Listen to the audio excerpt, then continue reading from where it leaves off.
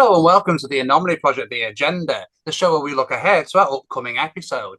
I'm Marcus Lowth, and joining me as he does every week is a legend that is Steve Mera. Now, Steve, we've got another different show this week. We're not going to look at one subject, but one haunting, and it's a good one. Do you know, that's what I like about this show because of the variety. Now, I've said to you before, it's a bit, sometimes, it's so easy to get bogged down in UFO stuff, but especially when there's good paranormal stuff out there, and I'm always interested in paranormal stuff, not so much the old stuff now because it's been done and it goes over and over again, but new stuff because you think to yourself, well, paranormal phenomena has not took its foot off the pedal. It must still be going on out there. And this is one of those incidents, which is a kind of a gritty realism of paranormal phenomena taking place over a long period of time for somebody who's been living with it. And I get it, and I'll just point out now before people say, "Well, do you know what? Well, I wouldn't live there if that was me." Well, you know what? These days, you cannot just walk away from your home at the end of the day, and you sometimes have to manage a situation and try and put up with the best. Over a period of time, what grows from a fear ends up in kind of interest, doesn't it? That's what happens, doesn't it, Marcus? Yeah, no, it does. And I mean, just to fill the viewers in, we'll be speaking with William Graves this week, the author of The Lady in the Bay Window. Now, what's interesting about this, it's kind of like where this 20-year haunting occurred. It's right slap bang in the middle of where we are. It's in Sheffield, so it's right in the middle of Sheffield, where UK, we yeah, are. So, yeah. city centre almost. Obviously, we can't have the other location. Well, it's a historical mining town, isn't it, Yeah, Sheffield? So Sheffield, yeah, and it's got really it's big in the got industrial yeah, years. Oh, a yeah, lot of history there, a lot of history, absolutely. you know. But I don't think this is not your, people get this in mind as stereotypical old spooky home. From what I gather, it's probably built around about the 1930s, like a lot of homes were just Yeah, pre-Second yeah. World War. But you know what? You've come across a nice home, you think it's beautiful, and you think, okay, I'm going to buy it. And sometimes you just don't know that it comes with extras.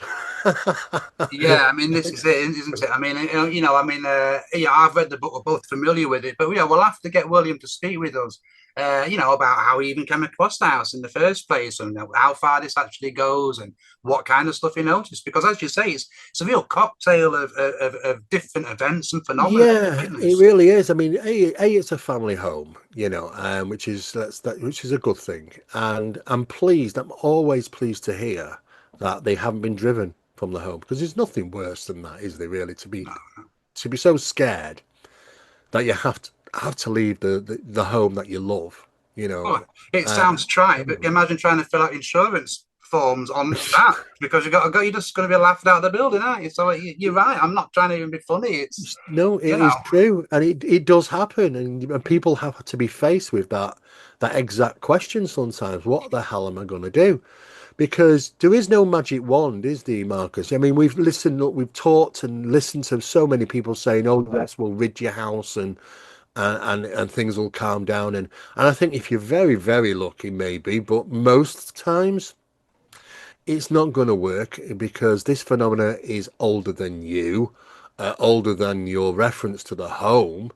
And sometimes you just haven't got enough leverage to sort of stand your ground and say, well, Lord, you know what, I want it gone. I think what needs to happen in many of these cases is some type of cohabiting, really, an understanding about the parameters of the phenomena. But it doesn't stop people having some crazy, crazy experiences for sure. no, I mean, like you say, I mean, Williams lived there for the best part of 20 years, and Long it almost time. makes you wonder, was this stuff going on before? Obviously, you'll not be aware of that, but I mean, he's documented so many just fascinating events. So we'll have to get him to speak about those because I suspect a lot of them are going to match with what you've seen in your own investigations I over the would years. expect that because when I talk with people or people ring me up, and it still happens regularly every other day, Hmm. somebody's telling me about some strange things that are going on. I listen very carefully and I look for the key things Yeah. which are going to strike a chord with me and go, ah, that I know happens in poltergeist or haunting cases, be it interactive or residual or whatever. There are little things you kind of just over years of experience you kind of get to hear and you go, Hmm. because it's like a leopard phenomena. It never changes its spots. Yeah. It does the same things all the time. It's like a rule book. I've got to do this. If anything disappears, it's got to be something that you'll notice of importance. If it's got to be, and as you go, you could literally write a book Mm, on the rule book because when people are talking to you, you go, yeah, well, that's like number 43, and this is what it does. And after a while, you kind of get used to hearing that, and you also get to hear some things that you think, hmm, I don't know about that one. That's a first for me. And I've been at it for 41 years, about 1,000 investigations. So you think maybe I would have come across it. It could always be something out of the blue, of course. But I tend to kind of think, is it a little bit the icing on the cake here sometimes, or is it really legitimate stuff? And I've never heard of it before. yeah. But years of doing it, there's a pattern of events. And I just like to sit back and listen and I kind of work out, yes, I kind of get what he's saying, or, and little clues as to the authenticity of this stuff. Yeah, and I agree with you completely. I mean, I know there's one thing I would like to ask him about. I mean, he captured an image of a black dark form, and what I find interesting about this, and when I read about this in the book, it kind of got goosebumps because a place where I used to work for the newspaper in Doncaster is an old building. There were loads of stories you can imagine, footsteps, people saw silly things, but there was one occasion I wasn't in the office when this happened. Oh, right. All the windows just blew out completely. The ladies who were in there said they felt strange. They felt something was there. And one of them, she's into this stuff. She reached for her phone, snapped a picture, and then later on, she was looking at it, and she'd captured, just like William described, this black form. It looked really strange. She showed me this as when I came back. She did a bit of digging, and she found out that in that building there was a guy. We're talking back in the Victorian era. He was like he ran a workhouse, and he had Ah, kids employed that he shouldn't have had employed. yeah. He was a nasty guy, That happens. so it Yeah. makes you wonder who did William actually capture? Because if Yeah. this lady's research is correct, she'd captured an image of this old Victorian It's workhouse so guy. strange, isn't it? But what we kind of realized through, and it's a bit too technical to get onto in this show, but what we realize now through what is referred to as sort of certain types of analysis and filters and quantum imaging is that reflections in glass and mirrors and other things is not like looking at it dead on. You know, Yeah, there's a realm of things that can be seen. I did a very interesting investigation, and it was a young boy about age 9, and he took a photograph of himself. I think he got a new phone or camera or something like that, and he took a photograph of himself in the mirror. And there's another younger boy about the age of 5 or 6, which has literally got his arms around him, bless him, and you could clearly see the 5 or 6 year old was injured, and he was identified as a 5 or 6 year old that was got knocked over outside that very house, and it was actually identified by yeah. family members. So you think to yourself, what is going on in the world around us? But this was in a mirror. I He mean, was the he was mirror thing. oblivious to it, but it was in a mirror. That's Yeah. fascinating though, because if you go back to, we always find ourselves being thrust back to antiquity, but if you go back to the ancient world, there's plenty of beliefs saying the mirrors encapsulated Yeah, spirits. There's other yeah. worlds. Done Alice through the Looking Glass? There's another. No, that's a story. That's it. If you get what, so it's interesting, and I Yeah. mean, even down to this modern folklore about computer screens and entities. And if we're saying entities of electronical, well, not electronical, but electric energies, that Yes, kind of makes sense. it There's does. some people I know that they will turn the monitors off and they will cover them up. They will not have them. They're covering them That's up. how Well, much yeah. it's got into their head. And maybe that's for good reason. But the mirror thing, and I remember as a kid looking into mirrors and just being fascinated. It looks so different. And Yeah. maybe there's something to that, There Steve. I is don't know. definitely something to it in ancient times, I mean, the crystal gazing, and it was Yeah, even involved in that, it was parts of scrying, yeah. which is linked in. The Native Americans thought, well, mirrors they didn't like because they believe it captures the soul, from what they've said. So who knows? But one thing that seems to be striking here is the fact that it is significantly different than just taking a photograph of something you see. They seem to, I don't know if it's easier or you're seeing it from a slight different angle or frequency or whatever it is. But images caught in reflections of glass and mirrors and things are quite common. It's about 30% of photographs of strange things are caught in that process. And now we're using CCTV camera and it's kind of acting through electronic means, like you say now. Yeah, it's really also makes you wonder. I'm just thinking there. So, I mean, I'm only thinking out loud here, so I don't put too much credence to what I'm saying. But, we're talking about images being captured digitally now. And so, yeah, maybe they're being captured in a different way. But back in the day, in the early days of photography, you were essentially putting a shutter down on a glass eye. So again, that image through glass is kind of cropping up I again. So think maybe that is why we were capturing these bizarre images. I know people I say it's think all so. I exposure, think it's really weird. but I think it's significantly different because the physics of it is that if we've seen something and we're going to take a photo of it, that we've seen it because photons are hitting it at yeah, thousands upon thousands of miles an hour coming from the sun. However, the process of through reflection is a completely different process of yeah, physics that are involved here. So maybe that's something to do with it.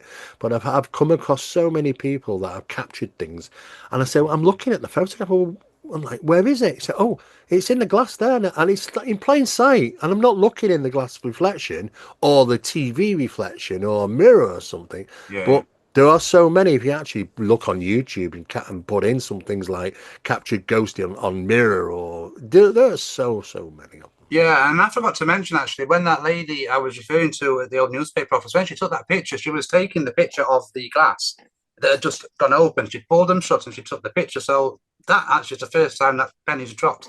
So I feel Yeah, like, ooh, now it's actually, really yeah. really I mean, interesting. how Yeah. unnerved I was by that image. She sent it to me, and I had it on my phone for about 3 or 4 hours, and I deleted it because I thought I just do not want that on my phone. You Yeah. know, it really got to me, and I wish I'd not done that. Now I could probably get it again, but yeah, it really got to me. So, with that in mind, we should probably speak to how Williams coped really through all this time, because yeah, you say you can't just walk away from a property. 20 years is a long time, and I give it to him for being persistent. But then we're living in an era now that you can't just walk away from your home. No, you I can't. mean, you can't. You just can't be No, done. especially So if you've got a mortgage there, you're literally mortgage and tied. family and your job's Yeah, local and everything. I mean, everything about the homes could be perfect. It's everything that you've ever wanted, except for the extra guests. But sometimes it's just unforeseen and it's unknowing and you can't do much about it but persevere. But then there's always somebody out there that's willing to say, well, there's no way I would. Well, they're big, they got a lot to say, some people, but when it comes to the situation of nowadays, you'll find that they're going to do exactly the same thing. Well, I'll have to just kind of persevere. And yeah, and in the process, though, if you do gain some interest, you start documenting. I always say to people, write it down in a diary yeah. because it's Absolutely. so common, so many events happen, and it's sometimes it's just the littlest thing. Yeah, just anything. Just right. Yeah. But write it down Yeah. because you don't know what equates all that. Sometimes it could be something that's happening on a periodic thing. Yeah. And you see the Oh, patterns it's yeah. afterwards. Yeah. Or does it happen mostly when there's upset or unfortune or unfortunate thing happening in life? Like, well, there's financial difficulties or there's been some problem in the family or there's been a death or whatever. Yeah. Sometimes just heightened emotion and stress sometimes can be linked into the disturbances in a home as well. Yeah. Yourself, and some people don't look at themselves. They kind of think it's just an external thing. But Hmm. sometimes there's a connection with the people that are living in that environment as well. Absolutely. Yeah. I mean, I know, and I know we've spoken about the adolescent poltergeist connection before, so we know that that's on shaky ground, really. But yeah, I do think there's a connection between heightened emotion, heightened stress. And if you've seen things, I think it's interesting that, from what I've read in the book, that certain people saw things and certain people didn't. But just going back to what you said about, if you lived in an haunted house, well, I wouldn't live there and blah, blah, blah. I think what some people who haven't ever experienced anything at all, I don't think they understand how, and this sounds strange saying this, how not scared you are most of the time. It's different if something makes you jump, or what I find, we're talking about looking at photographs and suddenly you see something, that realization sends chills down me. Yeah, But things yeah. happening that you can see, as strange as it is, you're just like a bit Well, unsettling. somebody But somebody once somebody once described it to me. Imagine drawing a line across a piece of paper. right, This okay, line represents your 24-hour day in that home. Okay. So you think, okay, well, there's been a couple of disturbances today. Or what was it? Well, what did they last to? Well, they lasted what, for 5 minutes on this one, maybe 5 minutes on that one. So you can say, okay, so 10 minutes out of 24 hours. For the rest of the day, it was okay. Well, yeah. So what people are doing is they're not looking at when you start to manage this, you don't emphasize on the 10 minutes of phenomena. They emphasize on all the rest of the stuff that yeah, it's not happened. Because most of the time, it's not happening. And it's a matter of switching your mind. really. The management is about switching mind because some people emphasize on that 10 minutes and go, oh my God, 10 Yeah, minutes. yeah, And and you think to yourself how small that events are in time basis compared to, well, how much has it been fine? And you think, well, everything else is fine. So, oh, right. So basically, what you're basically saying is 23 hours and 50 minutes of perfectness. yeah. Yeah. They don't look at it that way. That's the problem.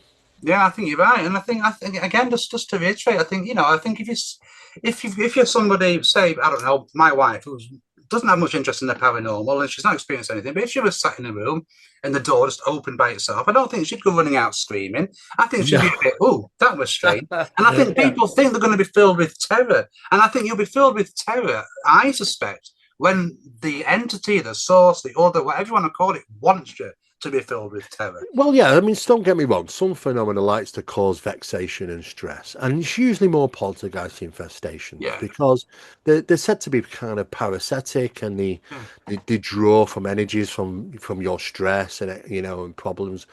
So they're going to create things for you to witness, for you to go ooh, sort of thing, and stressed then about. once you're Yeah, in that mode, producing all this energy, it's going to utilize it for the next act. yeah, But they have come across people. I mean, even Jackie, my partner, when I was first trying to tell her how to deal with this phenomenon, I was trying to teach her, don't be scared when we were sat in the lounge and we're hearing somebody walking around and banging upstairs. And I said, are you ready for this then? She goes, I'm trying to teach her. So we get to the bottom of the stairs. I said, are you ready? This is what we need to do. You've got to switch into this mind mode. And I go running up the stairs in the dark, right, right? Because I just want to grab hold of the damn thing. And I turn round and she's gone. I mean, she went through the front door and she's down the street. right, right. And Yeah. I'm trying to teach her looking behind. Some people have just got this mindset, but now she's not like that. So it Mm. can be done. Anybody can switch the mindset. It's just that it's weird because they fear the unknown, but it's Yeah, unknown. yeah, true. That's the thing. Yeah, no, it's true. I mean, funny enough, I was speaking to Tracy. It's not about ghosts, but a quick side. So, yeah, there's something in the news today about take it with a pinch of salt. There's a big spaceship heading our way. They're going to attack in November Yeah, 26th, blah, blah, blah. I yeah, was telling my wife about this, and she was saying, oh, well, there's nothing we can do about it anyway. And I said, you know what, though? If that actually happened, it'd be so incomprehensible to most people that I think they would just freeze. I yeah. don't They'll, think they'd they'll be go into scared. I don't think they'd be happy. I think they'd be like, I don't think they'd know what to do. some people are going to have a meltdown. I think it's just trying to understand the fact that people are different and they will Yeah, react true. differently. I mean, look at the people's just jobs. Like Yeah, true. working in certain jobs, and you think I could never do that. It's just oh, you must be joking, and yet people are that different. So people are going to react differently. What their acceptance levels are. But I think it's a very normal phenomenon. I don't think it's paranormal in a sense we'd like to call it. I think it's quite normal things that we just don't quite understand. And people will say, oh, yeah, well, that's paranormal. But I don't like the word because it covers too much, Well, to I be mean, this is it, honest. though, isn't it? I mean, paranormal literally just means having this conversation with someone the other day. It literally just means not understood by the scope of scientific Exactly. understanding. Yeah, So but it, everything it covers outside of science is everything. Exactly. paranormal. There So is no good name for it, to be no, honest with you. the And I phenomena don't, is probably one of the best, really. you're absolutely right. Yeah. And I think, where people start talking about, oh, yes, there's definitive lines between hauntings and poltergeists. No, there isn't. No, not really. You talk to people and you think, well, if people are seeing an apparition around the building, yeah, okay, well, that's is a haunting then, or an old lady who once lived there, or an old man who once lived there. It's a haunting. But then what are you doing having poltergeist reports and manifestation process stuff like that? And you think, well, it's a poltergeist. Well, hang on a second, you just said it was a haunting. Well, do you Mm, know what? It's kind of both. yeah. Well, is it both, or it's just all one and it's various forms of it being delivered? And Mm, sometimes it's just poltergeist type stuff delivered, or sometimes it's haunting type stuff delivered. We don't know mm, that is the area haunted, and you come along and you build a house on it and you kind of capture it like a fly in the glass, or is it down to the individuals that moved in? Was it haunted before somebody moves in? Is a good question. mm. Might be.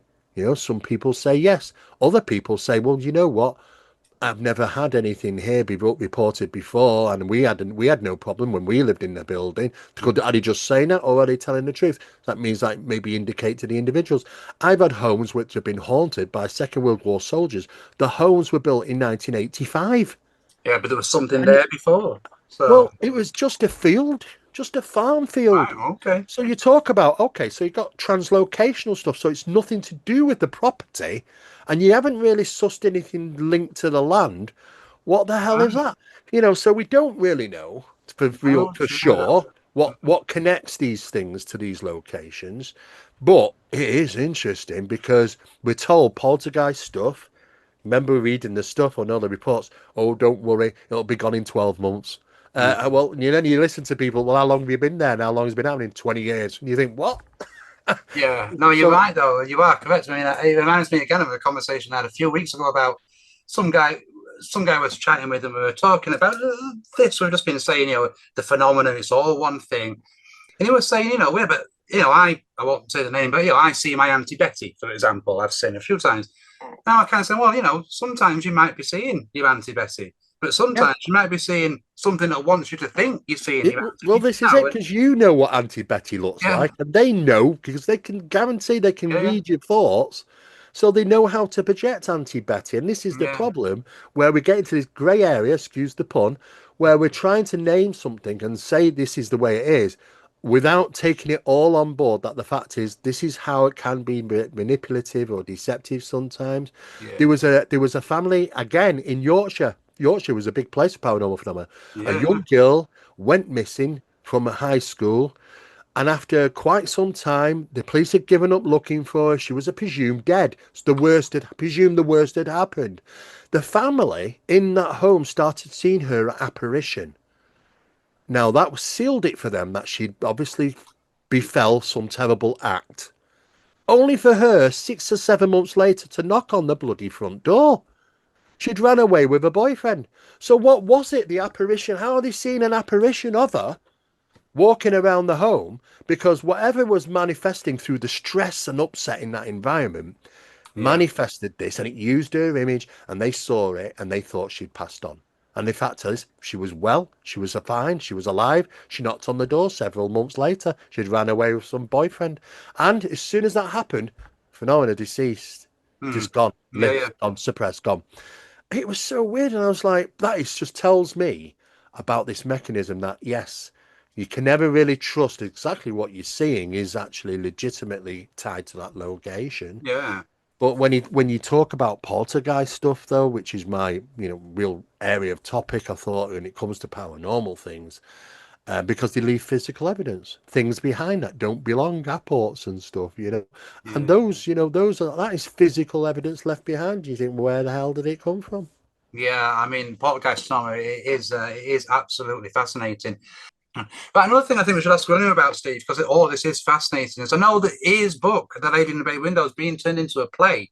And I know other stories have gone that route, but I think this would be good to take this to a wider audience, this sort of Just subject. like, yeah, I'd like to see that, I would and too, yeah. anything, if it becomes a documentary, if it becomes a film or a play or something, I don't think there's enough of that, really. There's Right. very limited amount of paranormal stuff that actually reaches, Yeah. especially theatre, to be honest with you. It's very rarely that actually happens, but that's something I'd like to see for sure. Yeah, absolutely. Yeah, I completely agree. I mean, it's going to be a fascinating episode, that's for sure. And I think it's going to be eye opening for both of us, Steve. Well, Um, I think his first book's available across Amazon, but I believe yeah, he's working on another book, as I far as think he is.